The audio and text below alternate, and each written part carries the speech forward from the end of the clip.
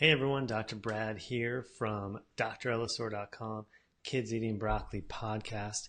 And I wanted to hop on the video and podcast today to talk about a couple things.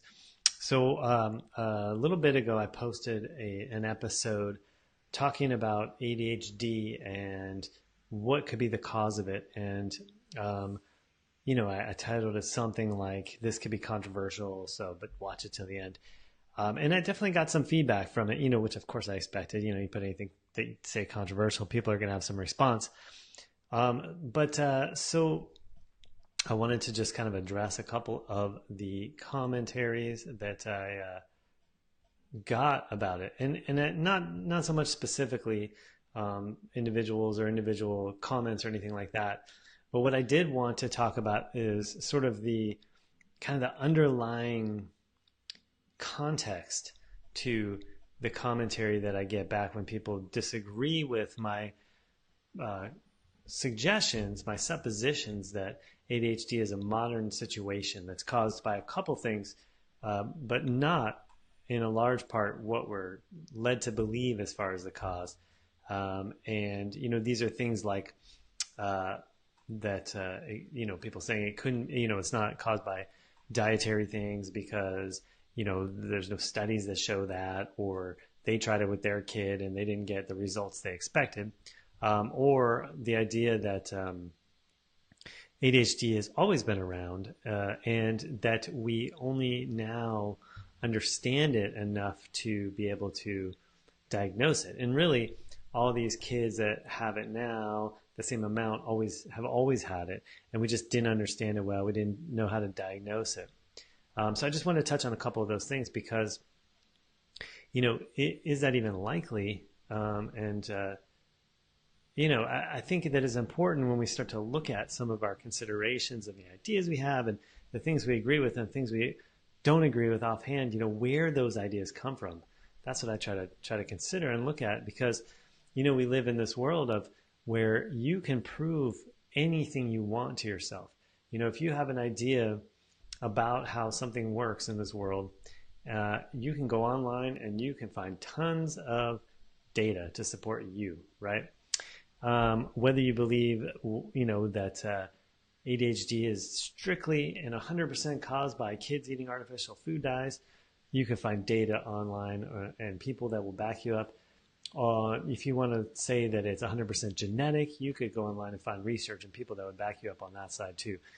So I think it's important to take it down a level, and the other thing I would say is now that I've been so heavily working on and focused on the projects I'm doing around ADHD, I have really delved deeper into the sort of the online community of ADHD people, adults, and parents who have kids with ADHD. And I found some interesting things that I've noticed along the way, some that are surprising, some that I expected. And one of the most stunning is how often I find people are very attached to the idea that they were told by probably their medical provider or by the media at large about what's going on with them or their kids, and also taking the medication they're taking and that's the only option.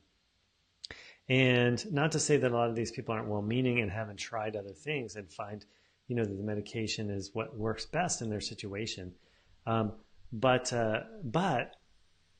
to take that and then say that that's really the way to do it and that nutrition couldn't help people or that couldn't be the cause of it is kind of an interesting consideration. And so I'm looking at it from the perspective of the idea that, there's this idea that we've always sort of had ADHD and lots of kids have always had it, but we just didn't know how to diagnose it as well. So some of the current statistics about kids' health are pretty shocking. And so I'm just going to go over a couple of them. But this is, first and foremost, this is the first generation in history. The kids right now, my kids age, 10, 7, 2.5 years old. These kids are the first generation in history that have an expected shorter lifespan than their parents. 1 in 9 of them have ADHD. 1 in 5 have allergies. 1 in 14 have learning disabilities. And then in terms of obesity, if you don't think that's going up, you haven't been paying attention. From the early, let's see, where do I have it written written down here. Prevalence of obesity in kids aged 2 to 5 has doubled since the 70s. Prevalence of obesity in kids aged 6 to 11 has quadrupled. And kids 12 to 19, it's tripled. And this is, in basically about 35 years worth of time. And some of these things that to consider also is that children now spend more than 7.5 hours a day in front of a screen on average, and that cancer now has become the second leading cause of death in children. 2/3 of all kids drink at least one sugary beverage every day, and at least 1/3 of all kids eat fast food every day. So, when we step back and we look at the bigger picture than just the condition called ADHD, we notice a trend, right? And trends aren't necessarily statements of causation by any means, but they can be very meaningful. And in this case, we look at all the other things around the condition called ADHD and how intimately related to chemical exposure, toxic exposure, and food in particular they are. It would be illogical to suggest that ADHD wasn't also in that same category, didn't also have a large component of its potential causation, or maybe not causation, because it would have to be a real disease. Like a flu or something, with a virus. But it's a disorder or a series of symptoms. That those symptoms couldn't be improved in many, many cases by dietary intervention, and specific dietary intervention. And the other thing that I hear a lot in response to these considerations and these conversations is that studies show that it doesn't really solve the problem.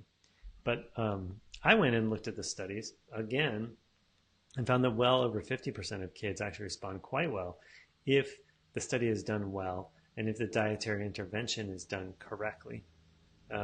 Sometimes as high as 70% of kids.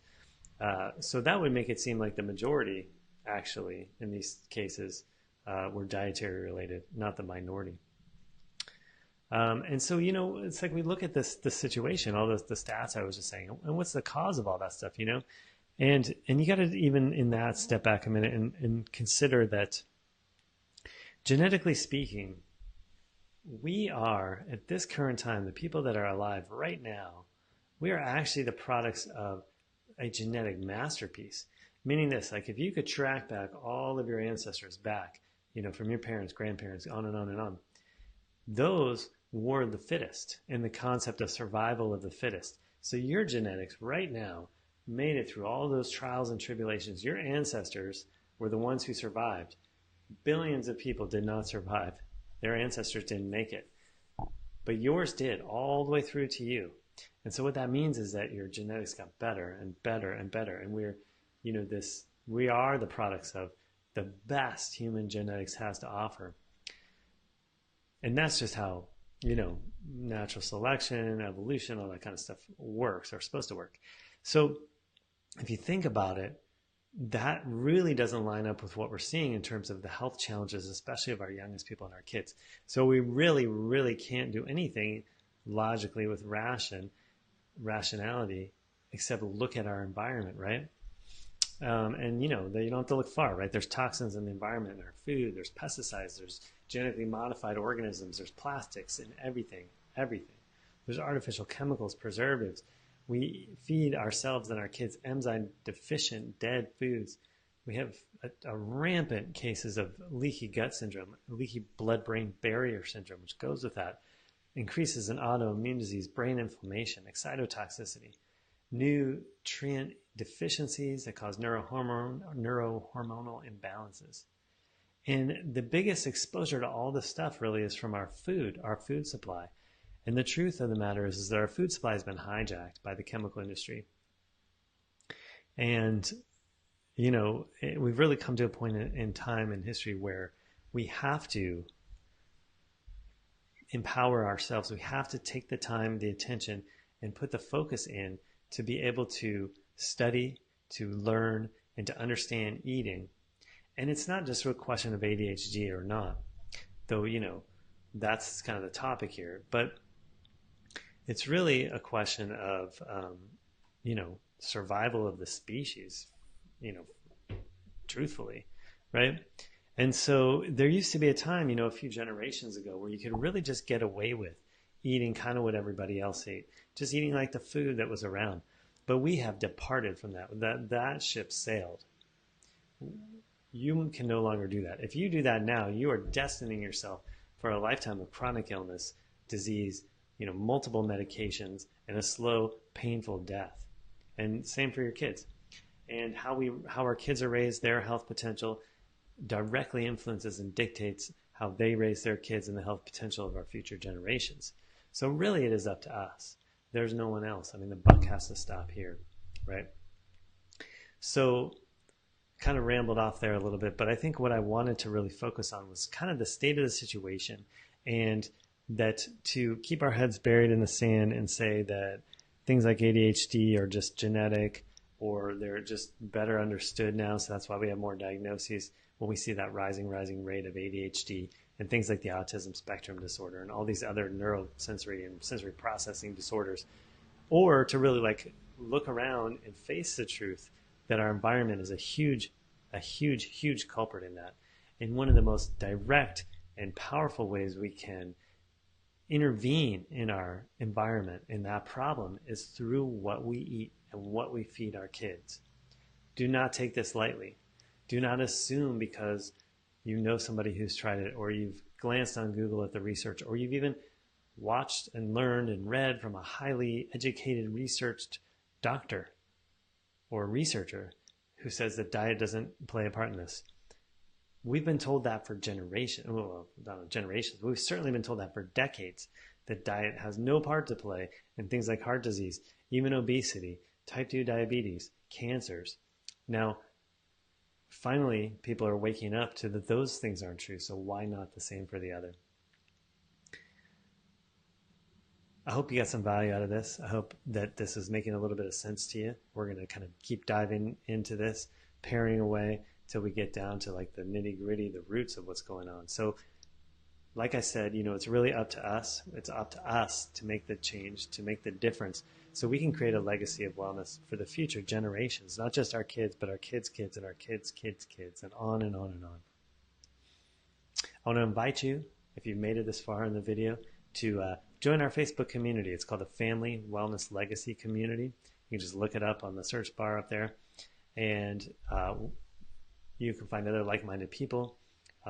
We do special things in there and interactions and videos and so forth. And it's a great way to just interact with other like-minded people, myself, and other parents and other people who are interested in helping create a legacy of wellness for the future. All right, you guys take care. This is Dr. Brad from drelsor.com, Kids Eating Broccoli podcast. We'll catch you on the next one.